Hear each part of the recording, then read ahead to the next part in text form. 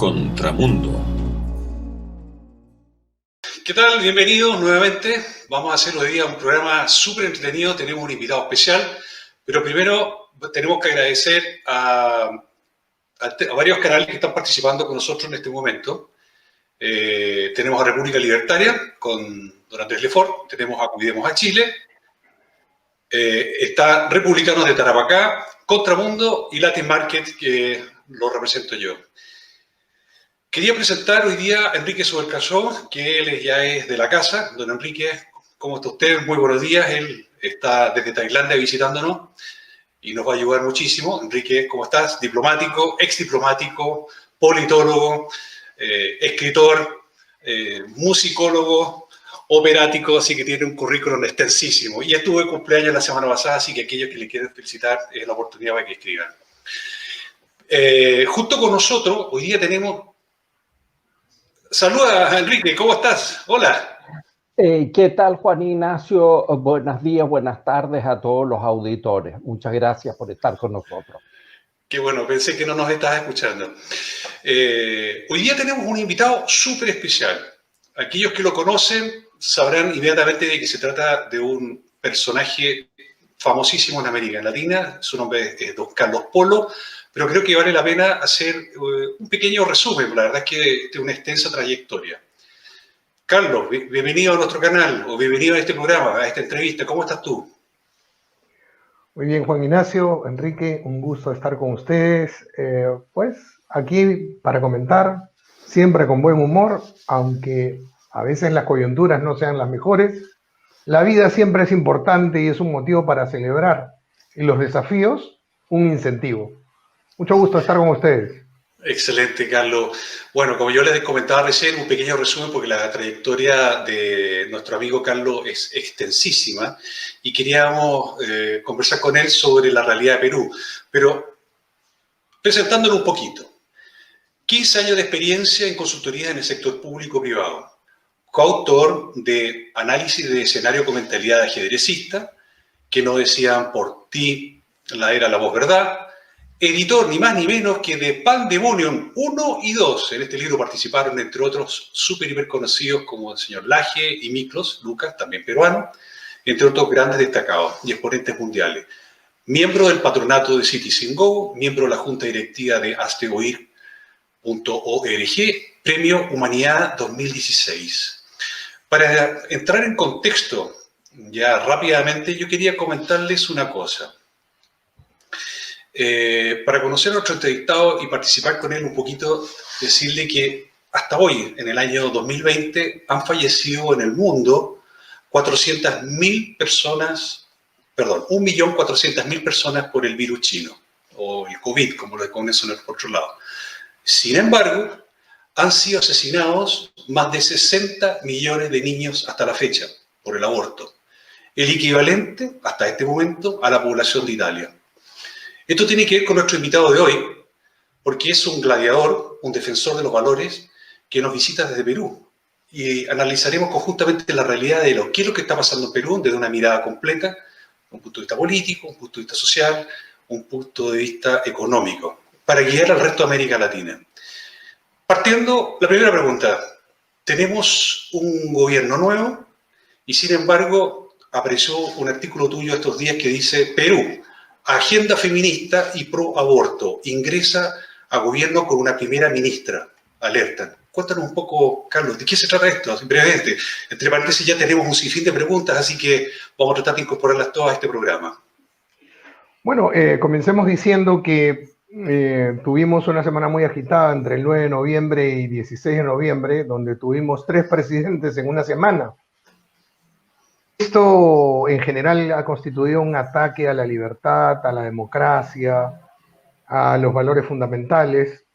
Y cuando, digamos, el Perú y todos sus ciudadanos creían que se iban a tomar un respiro con la salida que se había elegido, pues resulta que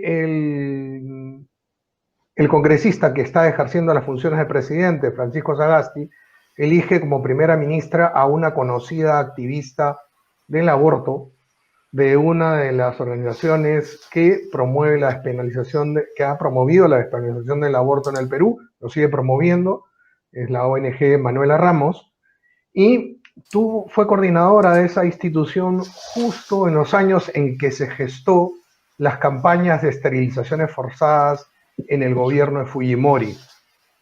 Luego ella pasó a ser coordinadora de la Agencia de Cooperación Internacional de Estados Unidos, que estuvo muy involucrada en esas campañas de esterilizaciones forzadas, que dio $25 millones a un proyecto que se llamó ReproSalud, que lo gerenció esta ONG Manuela Ramos. Es decir, la primera ministra del Perú estuvo en la ONG Manuela Ramos los años previos a esa campaña de esterilización con Fujimori, donde su ONG trabajaba muy de cerca con el presidente Fujimori. Luego pasó a USAID, que ponía los fondos para este tipo de campañas de salud reproductiva. Y ahora, pues, este gobierno nos la pone de primera ministra. Estamos muy, muy preocupados y ocupados en informar a la población que este gobierno no está teniendo, como había ofrecido, una política de consenso, sino una política de personajes radicales, ¿no? Con agendas radicales.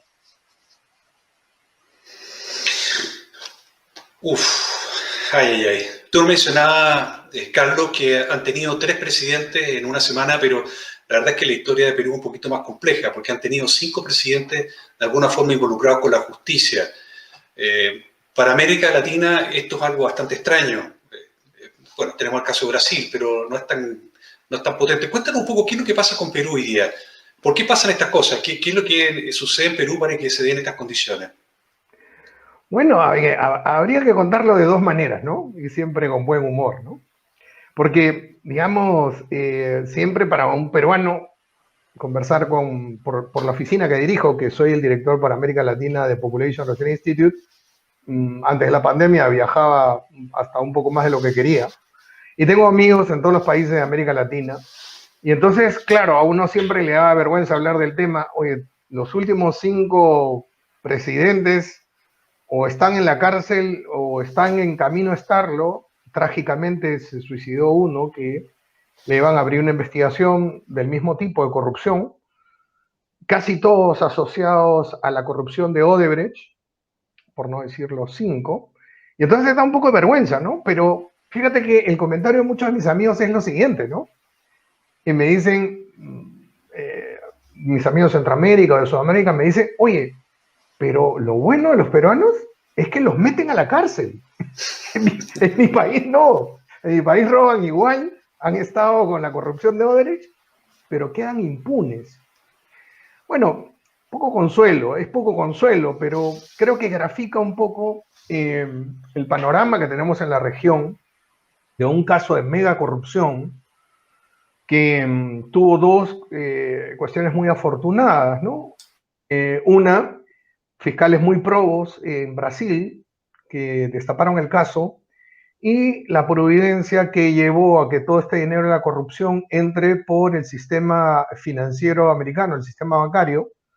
Y entonces estos personajes, altos funcionarios corruptos de toda la vida en nuestros países, ¿no? Digámoslo así, de toda la vida, siempre pues quedan impunes porque aquí mismo manejaban los casos. Pero cuando esto ya tiene pues participación internacional, sobre todo participación de Estados Unidos, donde mal que bien el sistema funciona y las leyes se cumplen, es que los personajes locales, como los peruanos, etcétera, de varios de nuestros países, han tenido que afrontar esta situación sin el control que normalmente tenían antaño, ¿no?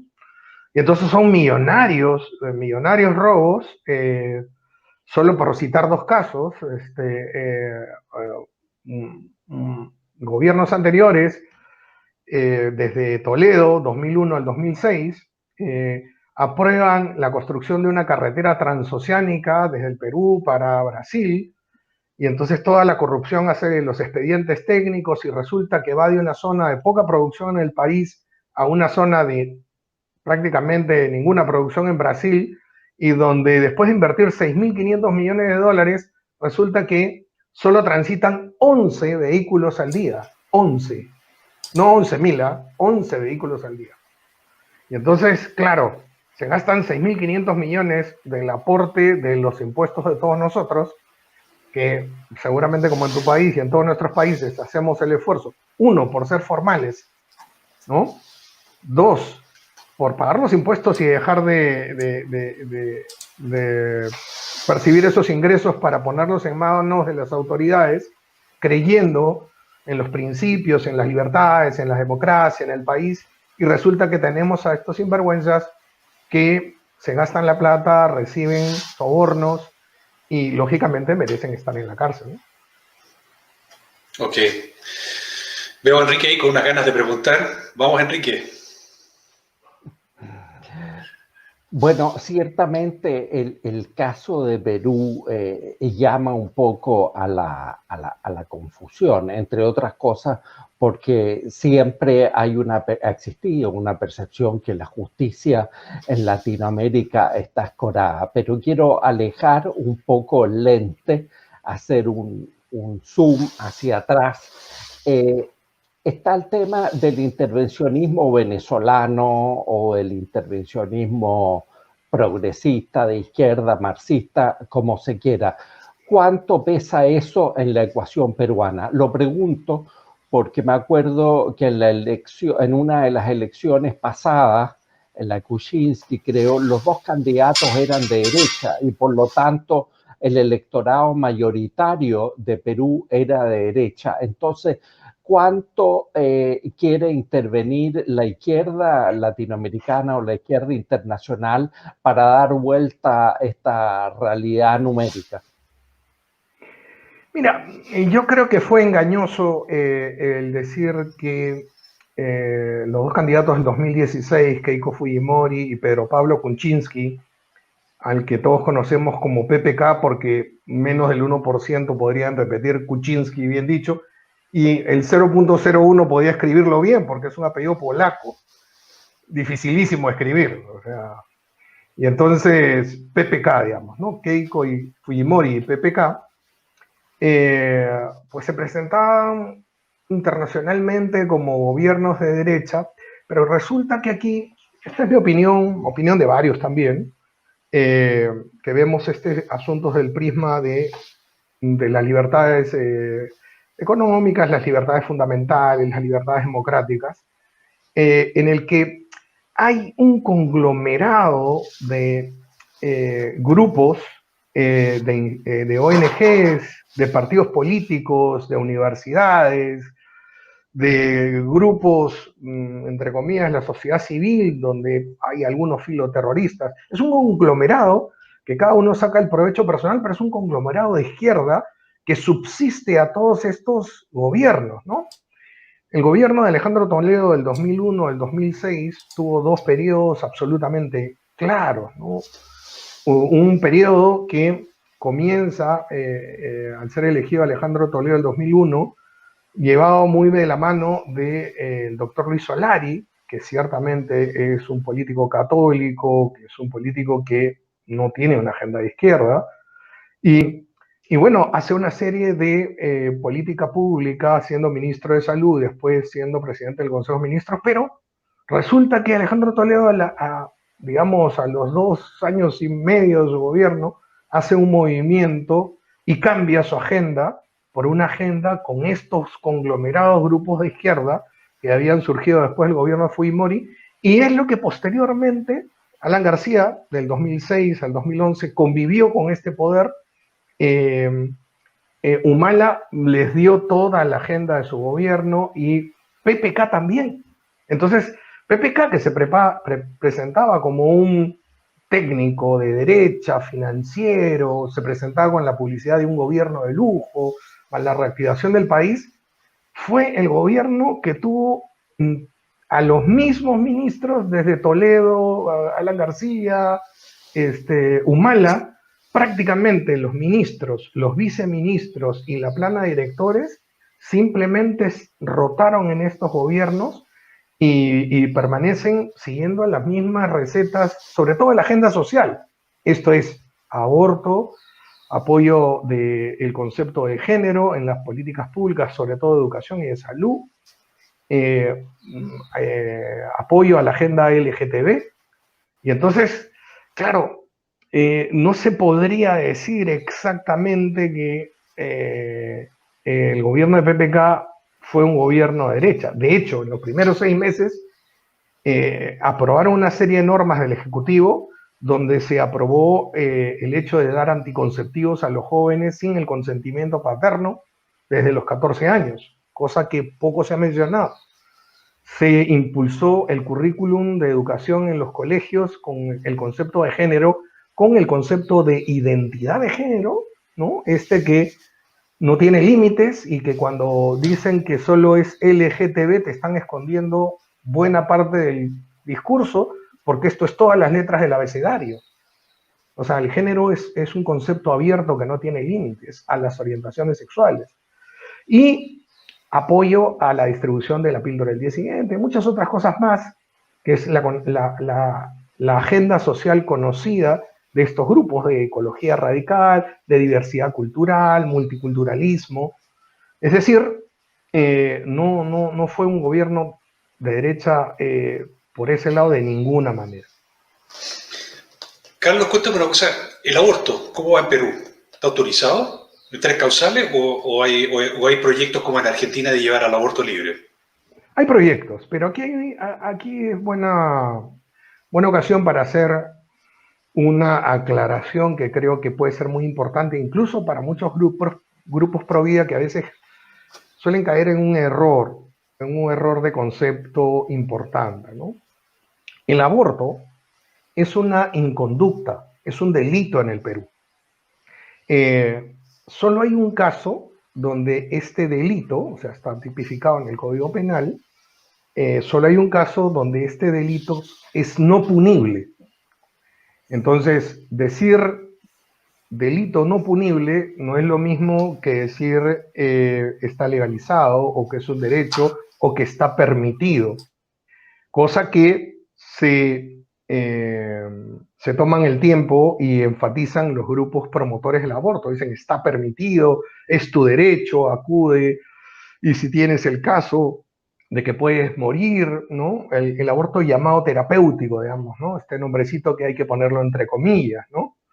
Esta situación que era de las películas de inicios del siglo XX, El derecho a nacer, donde tenías que escoger entre la vida de la madre o la vida del hijo, cosa que en las circunstancias de la tecnología médica actual prácticamente no existe, ¿no? Y entonces tuvimos una discusión entre el 2004 al 2014 en que se propuso muchísimas veces en todos estos gobiernos aprobar un protocolo de aborto terapéutico.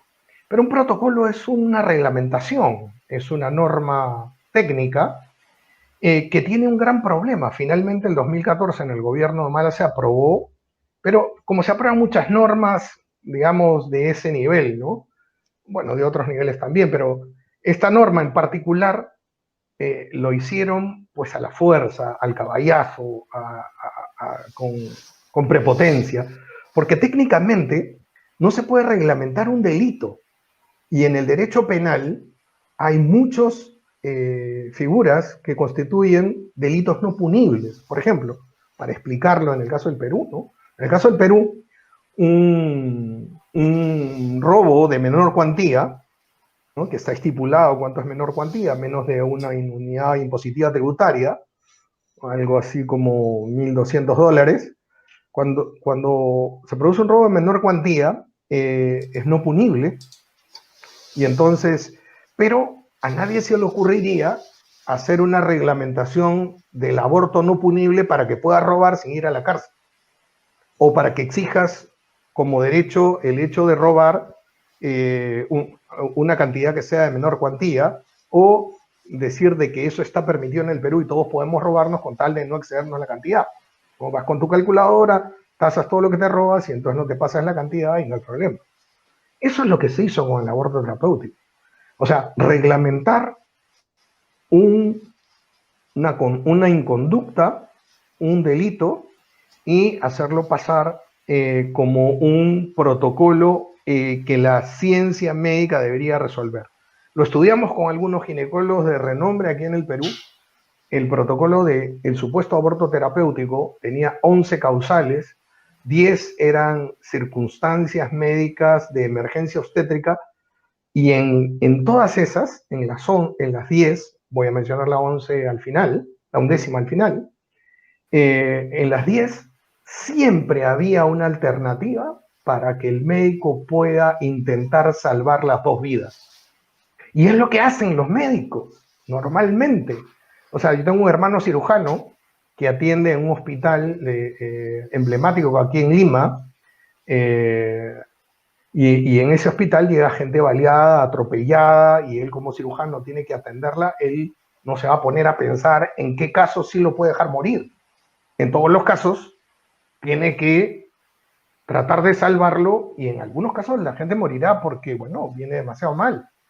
Cuando se presenta una emergencia obstétrica, todas estas 10 causales tienen una alternativa para que el médico pueda hacer todo lo posible por salvar las dos vidas, aunque en ese proceso, lamentablemente, a veces se pierda la vida del niño o en algún caso la de la madre. Pero todas ellas tienen, y algunas, fíjate que una es prácticamente, para que todos lo entiendan, náuseas, un proceso emético refractario al tratamiento. O sea, tienes unas náuseas que ningún tratamiento te la pueden parar. Y entonces le haces aborto terapéutico a esa señora por eso. Entonces, prácticamente eso fue un exceso, ¿no? Y la 11ª era el cajón desastre. Y todas las demás que puedan consistir algún peligro para la madre. Entonces, ¿en qué se convirtió esto? En que ahora, abusivamente, hay, a partir de cierto colectivo de ginecólogos, ciertos grupos pro aborto de siempre, que ahora dicen que cualquier caso de aborto por violación, aborto por malformaciones congénitas, hace sufrir a la madre y entonces se convierte en un ataque a la salud. Por lo tanto, con todo ese malabarismo se convierte en un aborto terapéutico y por lo tanto están permitidos y se deberían explicitar dentro de esa causal 11ª. Esa es la situación del aborto en el Perú. Lo estaba proponiendo el gobierno de Vizcarra, que lo vacaran, estaban por presentar ese proyecto al Congreso, y pues la misma ministra de Salud sigue la misma línea, ahora con una primera ministra, pues de una ONG que siempre ha pretendido despenalizar el aborto en el Perú. Pues pensamos que es muy probable que intenten hacerlo, ¿no? Si es que lo dejamos. Cuéntanos una cosa, brevemente. ¿Perú está sufriendo con inmigración? Sí, tenemos muchos venezolanos. Además, ustedes los chilenos creo que hicieron una cuestión de orden, obviamente que me pareció sensata, porque ciertamente, aunque la gente sufre, pues todos somos testigos de que Maduro los expulsa con una agenda pues subterránea, ¿no? Para meter muchos venezolanos malos dentro de la gente que sufre, que viene prácticamente a sobrevivir porque en Venezuela no lo puede hacer. Entonces aquí hubo una política de puertas abiertas a los venezolanos y pues inundaron el país. Algunos dicen 500,000, pero las fronteras peruanas con Ecuador no son muy controladas. Siempre, desde que uno tiene memoria, hasta que quitaron la subvención a la gasolina en Ecuador, siempre había un contrabando de la gasolina de Ecuador hacia Perú y de medicinas. Y entonces por ahí circulaban como pera en su casa la gente. Entonces la cantidad de los miles de venezolanos que venían, pues deben haber ingresado sin ningún control. Podemos haber llegado hasta 1,000,000. No hay mucho venezolano acá en Lima, mucho, y en provincias también. Enrique, tú tienes una visión geopolítica y diplomática. Tú tenías varias preguntas que nos habías comentado antes del programa. ¿Cómo le podemos sacar el jugo a don Carlos? A ver, Carlos, partamos o sigamos con el tema de la inmigración venezolana, que por cierto es muy lamentable y parte importante de ella es un problema humanitario grave. Pero acá en Chile, el gobierno, aunque no lo ha explicitado mayormente, pero otras organizaciones han detectado que dentro de la inmigración venezolana ha llegado mucha gente con la tarea de participar en eventos de desestabilización gubernamental. Vale decir, son parte parte activa de la brisita bolivariana que nos anunciaron Maduro y otros líderes venezolanos en su momento. Eso se nota en Perú, es un hecho más o menos mensurable porque ha llamado la atención, mirando yo desde acá, por lo menos al otro lado del mundo, mirando los videos de los eventos de violencia en Lima en los días pasados, cuando fenestraron a Vizcarra, etcétera, que eran muy similares, tanto las consignas como las acciones, a lo que pasó en Chile a partir del 18 de octubre del año pasado y que aún no termina por lo demás. Entonces, ¿cómo juega el factor de desestabilización venezolano en todo el tema de la inmigración? Mire, aquí hay que hacer una advertencia, ¿no? Un disclaimer antes de opinar, ¿no? Porque para que nos entiendan todos, ¿no? Si nos ponemos en un plan, digamos, legal, judicial, jurídico, uno tendría que tener las pruebas y mostrarlas, ¿no? Acá está el grupo, acá está la foto, acá está el miembro, acá está la relación de personas, y bueno, eso no es rastreable, por lo menos no se ha presentado ese tipo de denuncias acá en el Perú. Pero uno puede hacer un análisis, digamos, un poco por ciertas tendencias, y uno tiene cabeza para pensar, y como hace todo el mundo en nuestros países, en América Latina, pues uno tiene cierto olfato para ciertas cosas, ¿no? Y voy por ese lado del olfato, ¿no? Si uno ve en Chile que estos grupos violentos pues tienen participación de estos grupos de izquierda que les gusta mucho Maduro, que les gusta mucho Cuba, etcétera. Eso mismo hemos visto aquí en el Perú. O sea, cuando nosotros tuvimos esta crisis de violencia, marcha el 12 de noviembre para sacar al presidente del Congreso, que había asumido las funciones de presidente cuando destituyeron al presidente Vizcarra, que fue el señor Manuel Merino. Fue el 12 de noviembre la primera marcha y la segunda el 14.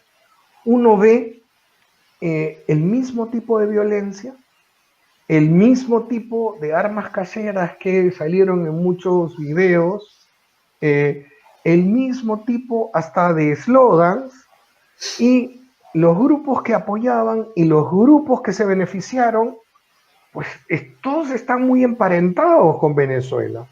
Entonces, como uno siempre dice por ahí, ¿no? Bueno, si es un animal grande, con trompa, con orejas como abanico, con patas como columna, varita, o sea, pues es un elefante, ¿no? Y entonces aquí también, o sea, cuando hacen toda esta revuelta, resulta que es contra, se llama aquí vacancia presidencial, es una figura que tiene la Constitución, artículo 113. Declaran vacancia presidencial por incapacidad moral permanente, porque a todas luces era un secreto a voces que el presidente Vizcarra era un corrupto en los 10 últimos años que tuvo función pública como gobernador en el sur del Perú, en Moquegua, como ministro de Transportes y Comunicaciones de Pedro Pablo Kuczynski, y finalmente como presidente. Y las 2 últimas semanas de su gobierno lo expusieron mediáticamente porque decía no conocer a unos empresarios envueltos en corrupción, y después le secaron las fotos corroboradas por el peritaje de la fiscalía. Y entonces era un presidente que mentía descaradamente a la nación. Entonces lo sacan, y los medios de comunicación, todos financiados por el gobierno y por este conglomerado que explicaba al principio, que está sobreviviendo a estos distintos gobiernos, que recibe a esos opinólogos, y entre todos se reciclan para generar una apariencia de que es la sociedad en conjunto la que opina, pero es este grupo que se beneficia. Resulta que todo termina en que el nuevo presidente tenía que ser elegido entre dos partidos de izquierda radical que habían tenido las bancas más minoritarias en el último proceso, que fue a inicios de año, que había uno sacado 7% y el otro 6%, y todos muy pro Cuba, muy pro Venezuela. Entonces, tú ves que hacen las movilizaciones violentas con esa misma apariencia, secundados y alentados, y la brisita bolivariana, y todo el comercial internacional, y para los grupos que siempre han coqueteado con el gobierno de Venezuela. Entonces, pues, claro, judicialmente, jurídicamente, no me vayan a denunciar una vez más ante la ley o ante la fiscalía por decir algo que no puedo probar, pero hablando en términos, digamos, generales, en lo que siente el poblador peruano, el ciudadano, es que definitivamente de ahí nos viene la mano, ¿no? Carlos, cuéntanos una cosa, puede que esté equivocado. ¿Existe en Perú un movimiento para cambiar la Constitución también, como lo está haciendo Chile y lo está pasando y en Estados Unidos y hay gente que quiere cambiar la Constitución, como el señor Sanders? Efectivamente, Juan Ignacio, me olvidé, se me pasó mencionar eso, ¿no? Como otro elemento de este animal que finalmente es un elefante, ¿no? Igual que en Chile, todo esto termina en que quieren cambiar la Constitución y ya sabemos en qué aspectos y qué grupos son los que los proponen. Entonces, si todo va para el mismo sitio, ¿no? Lo que pasó en Chile, o sea, por la subida del pasaje en esos 4 centavos de dólar, fue la coyuntura, el detonante, pero que pues ahora me imagino que la mayoría de tus compatriotas saben que fue una excusa para algo que ya estaba planeado. Aquí... No.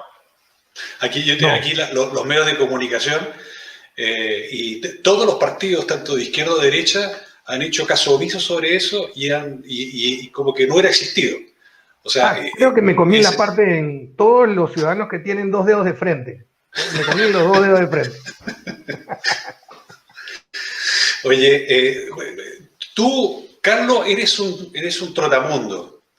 Y tú tienes una visión de Perú bastante peculiar porque lo has visto desde afuera. Tú has ganado premios en Guatemala. Guatemala en este momento tiene un presidente de derecha y hace pocos días le quemaron el Congreso. ¿Cómo ves tú a Guatemala? Porque desde este canal nos están viendo desde muchos países en América Latina. ¿Qué mensaje tú darías y cómo ves tú también Perú desde ese ángulo? Mira, yo lo veo como un caso que no es aislado, sino lamentablemente un ejemplo más de algo que quisimos contar en pandemonium con todos estos intelectuales, profesionales, ¿no? Es un movimiento internacional muy poderoso, es un conglomerado internacional también de megamillonarios, megacapitalistas, de China por un lado, y pues todos estos gigantes de las redes sociales y todos estos grupos de poderosos, todos estos medios de comunicación, que también son un conglomerado que apuntan a tener un sistema político que rompa las fronteras internacional y que tiene características de control total. No es casualidad que China sea un aliado de todos estos grupos en muchos niveles, porque pues China tiene ese tipo de control sobre sus ciudadanos. Ese modelo lo explicamos a partir de la coyuntura de la pandemia. La pandemia pues era del virus, pero también era del estatismo extremo que se vivía en todos los países. Lo decía Monseñor Viganó.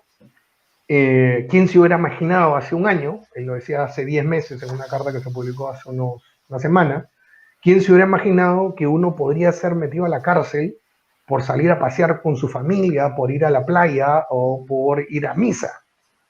Y entonces, claro, tenemos ese control estatal prácticamente hasta sobre las circunstancias más privadas que uno no se hubiera imaginado antes, ¿no? En mi país hicieron cuarentenas de género. Unos días podían salir los hombres y otros las mujeres. Por ahí en España hicieron la norma de unos días puedes visitar a tus familiares y otro día a tus amigos. Acá el gobierno de Vizcarra, poco antes de salir, no fue por eso, pero merecía salir por eso, autorizó ir a las playas, pero no tocar la arena ni meterse al mar. Entonces, ¿para qué ibas a ir a la playa? Pero te faltó contar de que una semana antes Vizcarra sacó una ley en la cual en las iglesias solamente tenía que haber mensaje inclusivo. ¿Cómo fue eso? Claro. Sí, ¿Lo comentaste tú? Es que en Pandemonium tratamos de contar todo esto y hay miles de otros ejemplos más, toda la historia del COVID, toda la mentira y todo, pero sí, en el Perú, por decreto supremo, es decir, este estatismo que redacta la ley él solo, sin ningún balance de poderes, eso se acabó, y entonces autocráticamente decía todos los lugares de culto, obviamente la mayoría es católica, pero todos los lugares de culto, los cristianos no católicos, cualquier tipo de religión, tenía que hablar con lenguaje inclusivo. Feligreses y feligresas, y feligrexex. O sea, pero ya, es que esto es de locos, ¿no? O sea, hablar como idiotas, idiotizarnos, porque idiotizarnos es una de las vías para controlarnos mejor. Y entonces me preguntabas por Guatemala. Guatemala, pues, había otra excusa, ¿no? Y es que esta internacional del aborto, Plan Parenthood, había sido autorizada, había cumplido los requisitos para inscribirse como sociedad civil, pero el aborto es una práctica prohibida en Guatemala, ¿no? Y entonces, claro, la gente protestó y una contrarrespuesta a esto y otras cosas más, se busca una excusa y entonces queman el Congreso, ¿no? Yo lo veo así, lo he expuesto en varios foros, yo creo que es la subversión de las democracias por la imposición de la ley del más fuerte, y como dice mi amigo Carlos Beltramo, que también es editor de Pandemonium, es la dictadura del capricho emocional. Este orden absolutamente subjetivo que uno trata de imponer hacia los demás. Y entonces eso es una lucha del que puede más contra el que puede menos. Carlos, tú mencionaste Pandemonium. Tengo entendido que se puede bajar desde internet, ¿correcto? Sí, pues estamos a punto de poner una web para hacerlo más sencillo, pero puedo proporcionarte los links. Es un link con el cual se descarga gratuitamente tanto Pandemonium 1, centrado en la coyuntura de la pandemia COVID, publicado en mayo del 2020, como Pandemonium 2, La Cura, porque entre comillas la cura fue peor que la enfermedad, publicado a finales de octubre, previo a las elecciones de Estados Unidos, que fue una segunda coyuntura donde este proyecto de control total encarnado por Biden se enfrentó con todo estos mismos, este mismo grupo, este conglomerado, se enfrentó a Donald Trump.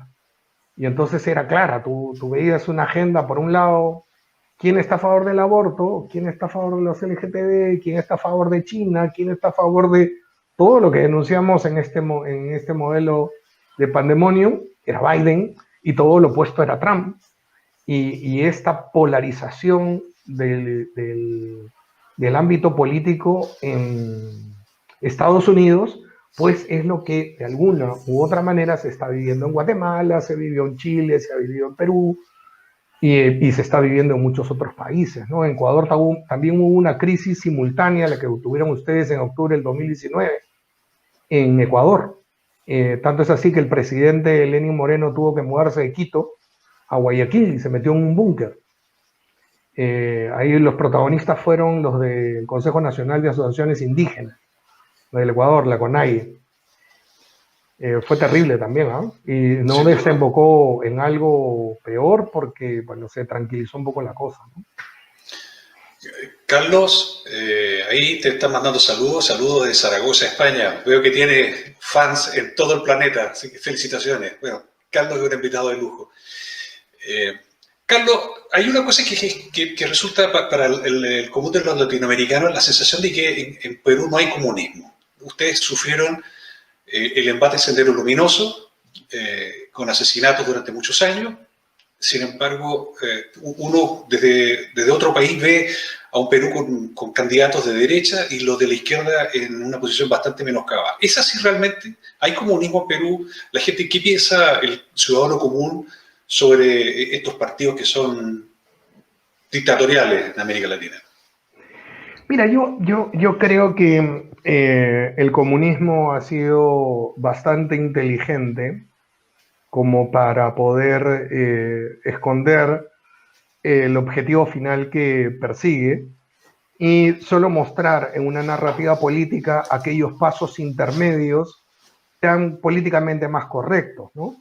Y entonces, claro, uno le dice, eres comunista. No, no soy comunista, soy socialdemócrata, ¿no? Y entonces, claro, no es comunista, es socialdemócrata. O soy socialista. Y entonces te muestran en su narrativa política solamente aquello que goza de cierta aceptación en este momento y no te van mostrando y no vas viendo las orejas del lobo, ¿no? Pero te lo cuento con una anécdota para contarlo un poco hasta graciosamente, ¿no? Resulta que antes de nombrar a Francisco Sagasti, que terminó con esta tómbola, esta lotería de la presidencia, cuando sacaron a Merino, todos los medios de comunicación y todo este conglomerado hizo creer que de los 130 congresistas solo tenemos una cámara en el Perú, no es unicameral el poder legislativo. 105 habían vacado a Vizcarra, o sea, todos casi, menos los dos partidos radicales de izquierda que eran incondicionales a Vizcarra, el corrupto. Entonces, bueno, si eres incondicional a un corrupto, eres tan corrupto como el presidente. Y entonces convencieron que los que habían creado todo el caos, supuestamente para ellos con la vacancia, no debían asumir la presidencia y debían elegir solo de los que estuvieron en contra de la vacancia. Bueno, la primera elección fue la señora parlamentaria Rocío Silva Santiesteban, que en su Twitter había citado a Proudhon diciendo que la propiedad privada era un robo histórico. Y claro, por lo tanto, debía proscribirse la propiedad privada. Entonces, claro, si uno le pregunta a ella si es comunista, te va a decir que no, es socialdemócrata, pero, o sea, si tú consideras que la propiedad privada es un robo, dime si no eres comunista. Enrique no habla, está impresionado. No, no. Yo tengo muchas dudas con todo este proceso que está viviendo Perú y que está viviendo el mundo. Si esta es una cosa lamentablemente global, bueno, el mundo occidental al menos. Mi personal opinión es que acá primero hay una falta de espiritualidad. Yo le llamo espiritualidad para ampliar el concepto de nuestro Dios a englobar los demás dioses. Acá tenemos una élite que la que gobierna, no otras élites, la élite que gobierna, que se cree o que no cree en Dios, o que ha sustituido a Dios por ellos mismos y por lo tanto legislan a su mejor parecer. Y me gustó tu frase, Carlos, de los caprichos, legislan a través de sus caprichos personales, caprichos ideológicos. ¿Tiene esto vuelta? Lo pregunto en el contexto de que hemos visto en Chile la emergencia ha emergido una tal llamada nueva derecha que todavía no se estructura, pero que sí está elaborando un contradiscurso. Los autores de los volúmenes que tú editaste y estás reseñando también, no conozco la nómina completa, pero son destacados exponentes de lo que podríamos llamar el contradiscurso a la izquierda y al progresismo internacional. ¿Crees tú que con este impulso intelectual que estamos viendo de ciertas élites antiproceso progresista, por así decirlo, es suficiente? ¿Qué más hay que hacer para que esto realmente prenda y podamos dar vuelta al tema? Bueno, yo voy por el tema de Dios en primer lugar, ¿no? Yo creo que parte de esta época es que ha perdido todos los puntos de referencia hacia los cuales pueden voltear los ojos los seres humanos. Dios, históricamente, Dios desde que somos hombres, es el punto de referencia donde nosotros encontramos la verdad, el bien, y encontramos la razón para convivir unos con otros de una manera armónica, ¿no? Un principio unificador. Bueno, como católico, bueno, eso está más desarrollado con toda la doctrina social de la Iglesia, obviamente, pero hablando a ese nivel nomás, hay un artículo impresionante en Pandemonium 1 de Rémy Braguet, este filósofo católico francés, hablando de cómo a partir de la desgracia en una pandemia los seres humanos históricamente han volteado sus ojos a Dios y cómo en esta las características eran todo lo contrario. Déjame decir que sí, hay un sentimiento siempre de pesimismo, de saber de que pues esta gente que está imponiendo, se está anulando las libertades, está planteando un sistema totalitario, hegemónico, se va a salir con la suya y no va a haber cómo voltearlo. Esa es la sensación pesimista, ¿no? Y han llegado lejos.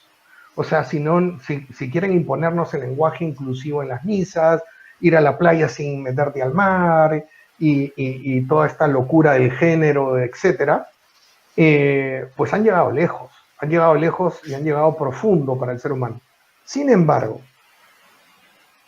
históricamente todos estos sistemas totalitarios han tenido la contradicción dentro de sí mismo y han habido otros grupos en los que, digamos, para decirlo, si quieres, en términos marxistas, se han agudizado las contradicciones, o para decirlo en términos más literarios, se han profundizado ciertas grietas de ese sistema y esos sistemas terminaron como terminó el nacionalsocialismo, como terminaron los comunistas en Rusia y otros regímenes totalitarios en el mundo. Y entonces, claro, hay algunos intelectuales que le toca hacer su partecita, pero hay otros grupos de la sociedad civil que les tocará hacer la otra.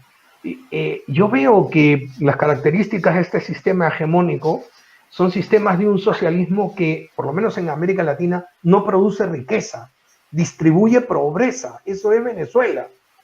O sea, distribuye pobreza, genera un clima insoportable donde la gente tiene, o sea, digamos, yo le podría decir a algún defensor del régimen de Maduro, del régimen cubano, que la dirección de la migración plantea, digamos, la naturaleza, el bienestar. La gente no está peleándose por entrar a Cuba o Venezuela, la gente está peleándose por irse. Y entonces, yo creo que en sí mismo esto va a reventar, tarde o temprano. El Perú está viviendo una crisis no solamente sanitaria, con el récord de mayor cantidad de muertos por millón de habitantes, o sea, fue pésima la versión de la pandemia, sino también una crisis económica muy fuerte, como las que ya hemos vivido desgraciadamente antes, pero muy fuerte. Son casi 7 millones de personas que se han quedado sin empleo y son muchísimas empresas que han cerrado y que no tienen cómo recomponerse.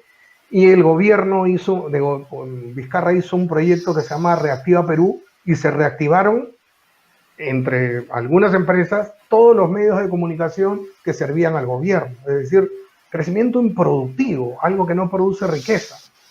Y entonces, yo creo que eso va a pasar la factura tarde o temprano, y esto se va a hacer insostenible, y puede dejar espacio para que haya una propuesta, Dios mediante, que se aparte de estos modelos estatistas, socialistas, controlistas.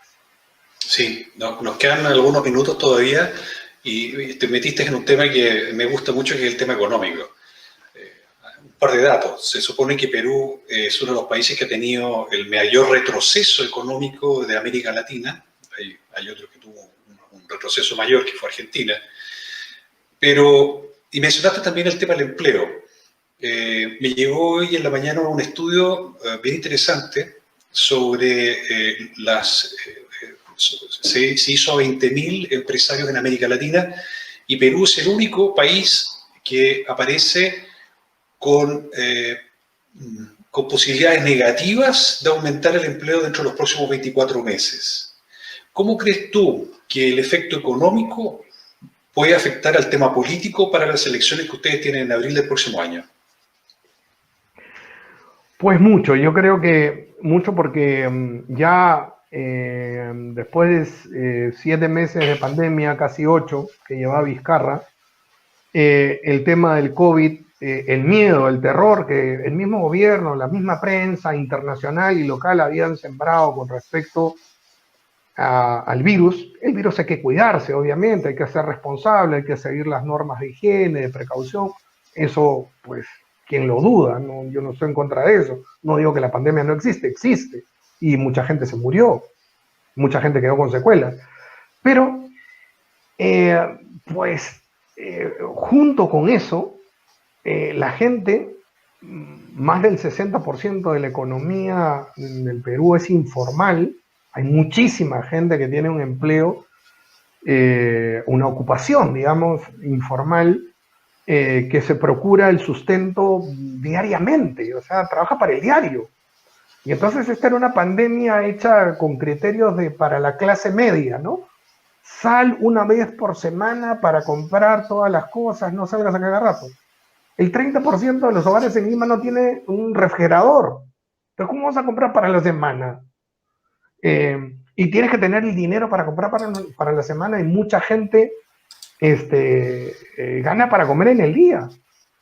Entonces, poco a poco, ese miedo al COVID fue desplazado por el miedo a morirte de hambre, a ver arruinada tu economía, y la gente perdió sus ahorros, mucha gente perdió sus empleos, y simultáneamente vio un familiar enfermo que arruinó su economía totalmente. Entonces, todo eso se ha arrastrado, y actualmente estamos viviendo una crisis económica junto a la crisis política y junto a la crisis sanitaria.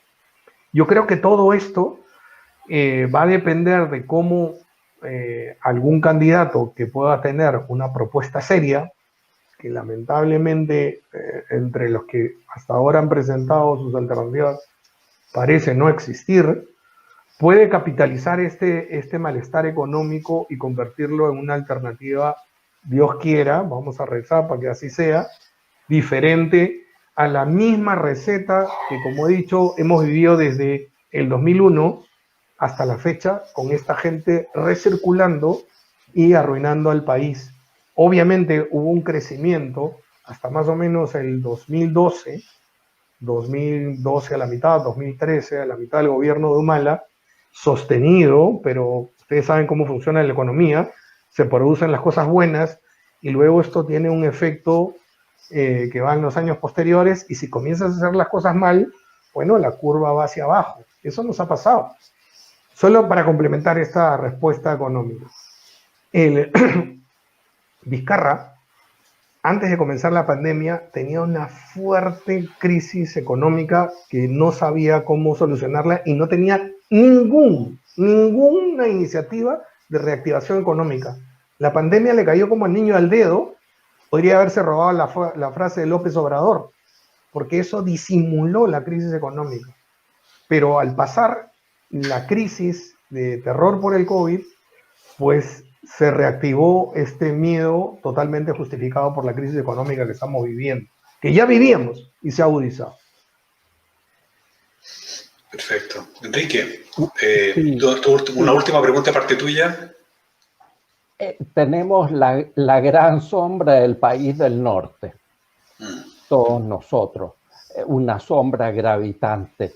¿Cómo crees, Carlos, que va a influir en la balanza de nuestros hechos políticos regionales e incluso internos el hecho o que Trump sea confirmado finalmente por la Corte Suprema o que Biden acceda a la presidencia? Biden, hay un artículo muy bueno, varios muy buenos en Pandemonium 2 La Cura. Yo les recomiendo el de el peruano Francisco Tudela, un intelectual de primerísimo nivel. Creo que es uno de los artículos, junto con el de Agustín Laje, que hacen el eje de esta segunda entrega de Pandemonium, que habla de dos sistemas mundiales en confrontación y que se grafican en las elecciones de Estados Unidos. Y Biden es esta agenda del subjetivismo, del marxismo, del estatismo, que en América Latina significa la agenda venezolana, cubana, incluso China, ¿no? China actúa por detrás de bambalinas. China tiene endeudado a Ecuador con una represa que no le sirvió para nada y endeudó y capturó la producción de buena parte de la producción de petróleo de Ecuador. Y va a apoyar todo ese tipo de agenda y sería desastroso para nuestro país por todo lo que seguramente han tratado en otros programas y que me eximo de todo lo negativo que es estas agendas tipo Venezuela, ¿no? De izquierda en América Latina. Y Trump, pues ha demostrado con muchas de sus acciones concretas, tiene a la población latina en los niveles históricos más bajos de desempleo. Hizo en mayo una orden ejecutiva de apoyo a la educación y a las iniciativas económicas de la población latina en Estados Unidos. Y pues eso hasta indirectamente nos va a beneficiar, porque las remesas familiares que nosotros recibimos en todos los países de América Latina de latinos que trabajan en Estados Unidos son muy importantes, son una cantidad de dinero muy importante. Pero a su vez yo creo que va a tener una política para América Latina mucho más sana que los demócratas con Biden. Y en el tema, digamos, de vida y familia, pues ni se diga, ¿no? En el tema de vida y familia, Biden va a darle dinero a través de la AID, de USAID, a todas las ONGs abortistas, LGTB, izquierdistas y a cuanto hay, porque esos son sus aliados. Sí, es un tema importante. Pero Dale, una pequeña puntualización. De confirmarse Trump, por una parte, o en el proceso de confirmación, aunque falle, está saliendo una cantidad grande de escándalos. Las elecciones en Estados Unidos son como el espectáculo, me acuerdo antes cuando existía, parece que ya no, Miss Universo. Todo el mundo veía esta fantasía de Miss Universo y todo el mundo ve esta fantasía de las elecciones de Estados Unidos. El hecho que se esté tratando de destruir un sistema electoral o un sistema democrático que muchos tienen como referencia Estados Unidos, ¿tú crees que va a influir en parte de la población mundial para ayudar a estas élites como las nuestras en su contradiscurso? Sí, yo creo que sean como fueran las elecciones, los resultados, ya hay un daño que se ha hecho a la democracia. O sea, Estados Unidos era el paradigma mundial, a quien le guste y a quien no le guste, pero era el paradigma mundial de la democracia. Ellos se entendían así, y creo que así también lo entendía el mundo, y ese paradigma está envuelto en un fraude, pero pero un fraude gigantesco, ¿no? Que en estos días se va a explicitar con esto de la votación electrónica y la empresa que manejó y el software que se manejó, que irónicamente, curiosamente, era una empresa venezolanos, tenía aportes chinos, y entonces pues ese escándalo se está siendo investigada. Hay una abogada, Sidney Powell, que cualquier persona que tenga un lío importante en Estados Unidos le gustaría tener a Sidney Powell como su defensora. La mujer es implacable, es una mujer de hierro, y entonces ella ha prometido, que ya tiene toda la información del gigantesco fraude, que no va a ser difícil para la Corte Suprema probar y tomar las decisiones para, en el sentido de que incluso hoy día, eso es importante mencionar, el presidente de Population Receiving Institute, es decir, entre nosotros mi jefe, pues está muy cerca del equipo de Trump. Él es un experto en China, entonces aporta una serie de cosas, pero hoy día escribía que esta señora Powell no solamente tiene información de fraude de los demócratas, sino de alguno que otro republicano. Entonces, no es Sidney Powell una empleada de Trump, no es parte de su equipo legal, es una abogada independiente que va a presentar información del fraude, pero que en cantidades masivas ha sido a favor de Biden, y con lo cual los votos reales de Trump han sido miles, sino millones más que los de Biden. Y eso se va a resolver en los próximos días. Pero sea en un sentido o en otro, sí creo que se ha cuestionado el sistema democrático en Estados Unidos. Sí creo que va a haber un lío posterior. Lamentablemente va a haber un enfrentamiento que va a afectar muchísimo la democracia en ese país. Carlos, nos pasamos en el tiempo, pero la verdad es que queremos que nos dejes un mensaje de esperanza para Perú y para Hispanoamérica. Este programa lo están viendo a los dos lados del charco. Ahí nos están saludando desde Buenos Aires. Hola, Ana, encantado. ¿Qué mensaje le das a los hispanos que están escuchándonos desde Alaska a la Patagonia y a los dos lados del charco? Por favor, y con eso terminamos el programa, porque queremos escuchar un mensaje tuyo, de esperanza. Sí, mira, disculpe que me haya referido muchas veces a Pandemonium, pero creo que es una forma en que se matan dos pájaros de un tiro. Uno, que hemos podido darle potencia a ciertos pensamientos ahí, y dos, que ustedes lo pueden ver después de este programa con mayor amplitud, porque siempre este programa es limitado en el tiempo.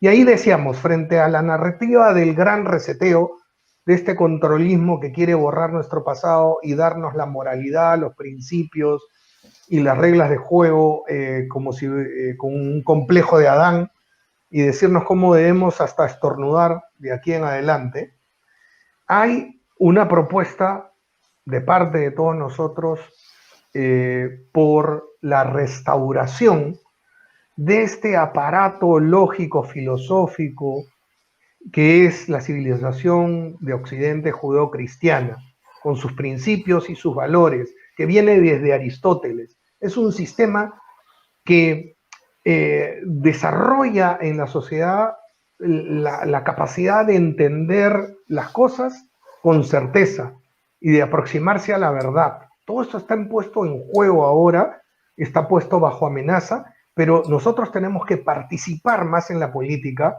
Creo que si lo hacemos en forma masiva, estos sistemas de control van a hacer agua, se van a agrietar, pero va a significar de nosotros un esfuerzo de participar más. Yo he paseado, como decía hace un momento, por todos los países de América Latina, y creo que la gente buena ha hecho un poco asco de la participación política, se ha apartado de la participación política, que es la fórmula más eficiente de dejar los asuntos públicos en las manos de los bribones, de las personas sin ningún escrúpulo y sin ninguna moral. Y entonces, claro, nos quejamos ahora de tanta corrupción, pero hay que reconocer nuestra parte y hay que subsanar esto y apuntar a una restauración de nuestra civilización, de nuestros principios, que en muchos de nuestros países se han condensado en nuestras constituciones, en nuestros símbolos nacionales, en nuestras tradiciones sociales y culturales. Somos una cultura que ama la familia, que ama la vida, que ama al prójimo. Es una cultura de valores cristianos y es una cultura que tiene profundas raíces religiosas. Yo creo que es hora de vivir un correcto nacionalismo sin excesos, es hora de profesar una religión con apertura hacia otros pensamientos, pero con profundos valores de encuentro al ser humano y de promoción humana que harán de la reserva humana que hay en nuestros países una esperanza no solo para nosotros, ¿sabes?, sino para todo el mundo. América Latina tiene mucho que ofrecer. Carlos, la verdad es que quedó tema para muchísimo más. Nos encantó tu participación. Internamente hemos tenido muchísimas preguntas y nos encantaría poder invitarte en otra oportunidad porque veo que eres una persona tremendamente versátil, manejas muchos temas, tienes mucho que contarnos, así que te agradecemos mucho tu tiempo. Estamos poniendo el mail tuyo en pantalla y también tu Twitter. Nos gustaría saber, no sé si está correcto. No, hay un pequeño error. Es carlospolo @lapop, L de latino, A de América, pop.org. Y mi Twitter es, creo que está bien, @carlospoloperú. @carlospoloperú. Claro, el Twitter es Carlos Polo Perú. Ahí está. @carlospoloperú, sí. Sí, y cuéntanos cómo podemos buscar el Pandemonio. ¿Cuál es el link? Sí, les paso los links, bueno, no me lo sé de memoria, pero se los paso para que lo puedan poner debajo de la reseña de este video donde lo coloquen. Pues a ver. La próxima semana vamos a abrir una página web que se llama proyecto-pandemonium.org. Este es el link que he puesto ahí en el chat de Pandemonium 2. Es un short url.at/GOZ-B labial mayúscula X, que es para Pandemonium. Ahí está. 2. Perfecto.